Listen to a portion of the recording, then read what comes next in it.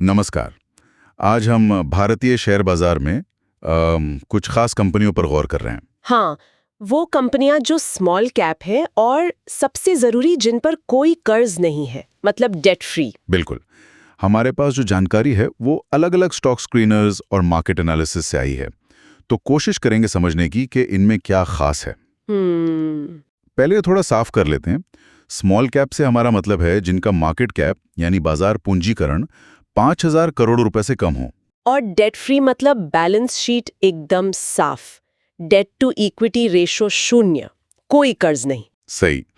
तो आज हमारा मकसद है इनकी क्या कहते हैं खूबियां और जो रिस्क जुड़े हैं उनको खंगालना। बिल्कुल। और हाँ, ये साफ कर दें कि ये चर्चा सिर्फ जानकारी के लिए है।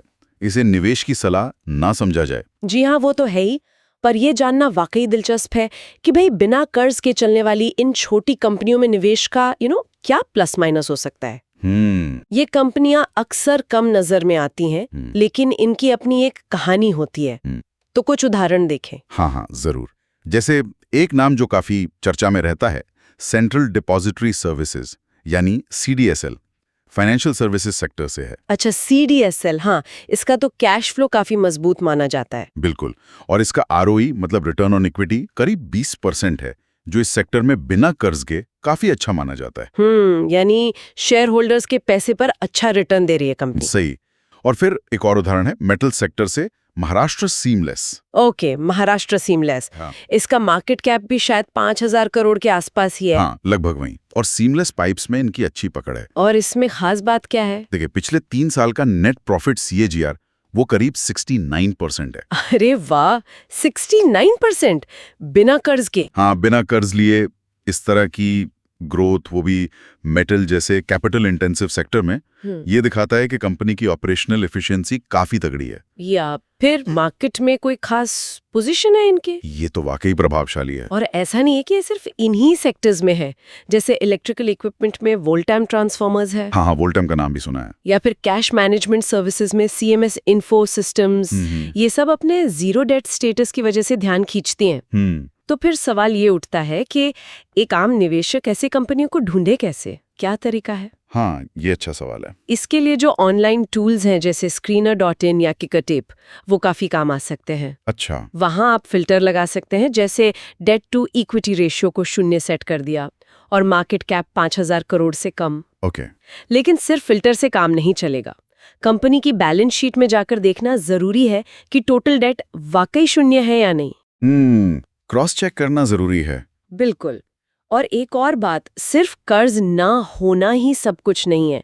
ROE और ROCE जैसे रेशियो भी देखने चाहिए। हाँ, रिटर्न ऑन कैपिटल एम्प्लॉयड। जी, ये बताते हैं कि कंपनी अपना पैसा, अपनी पूंजी कितनी कुशलता से इस्तेमाल कर रही है मुनाफा कमाने के लिए। सही कहा। तो फायदों की बात करें तो शायद सबसे बड़ा फायदा यही है कि फाइनेंशियल रिस्क कम हो जाता है ना? बिल्कुल, ब्याज चुकाने का कोई टेंशन नहीं। तो अगर इकोनॉमी में सुस्ती भी आती है तो शायद ये कंपनियां थोड़ी बेहतर स्थिति में रहती हैं। हाँ, कह सकते हैं।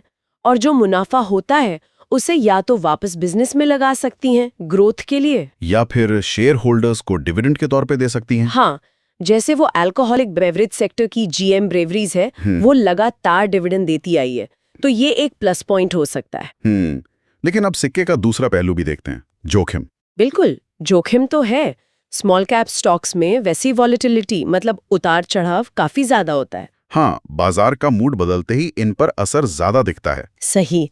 और अगर ये पेनी स्टॉक्स हुए, मतलब बहुत ही कम कीमत वाले शेयर, जैसे ब्लैक रोज इंडस्ट्रीज है केमिकल्स में, या उगर शुगर वर्क्स है शुगर सेक्टर में, अच्छा, इनका मार्केट कैप तो बहुत ही कम होता है। तो कर्ज मुक्त होने के बावजूद इनमें लिक्विडिटी का इशू हो सकता है। मतलब खरीदने बेचने वाले आसानी से नहीं मिलते। हाँ, वॉल्यूम कम होता है तो अस्थिरता और बढ़ जाती है। शेयर खरीदना या बेचना मुश्किल हो सकता है, खासकर बड़ी मात्रा में। ये एक बड़ा पॉइंट है, कम लिक्विडिटी। बिल्कुल। और एक और बात, इन छोटी कंपनियों के पास अक्सर बड़ी कंपनियों जितने संसाधन नहीं होते, रिसोर्सेज लिमिटेड होते हैं। तो अगर आर्थिक मंदी जैसा कुछ आता है तो वो इनके लिए बड़ी चुनौती बन सकती है। सर्वाइवल मुश्किल हो सकता है। और ये कंपनियां मिलती कहाँ हैं? मतलब कौन से सेक्टर्स में? तो अगर हम संक्षेप में देखें तो ये जो ऋण मुक्त स्मॉल कैप कंपनियां हैं, ये एक तरह से स्थिरता और ग्रोथ की संभावना दोनों का एक दिलचस्प मिश्रण पेश करती हैं। हाँ, लेकिन साथ में वॉलेटिलिटी और लिक्विडिटी का जोखिम भी लाती हैं। बिल्कुल।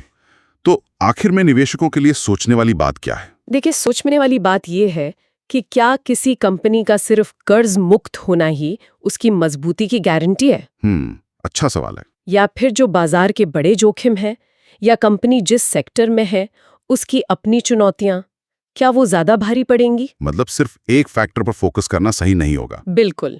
शायद जवाब इन दोनों के बीच कहीं है। पूरा पिक्चर देखना जरूरी है। सिर्फ डेट फ्री का टैग देखकर फैसला लेना शायद जल्दबाजी होगी।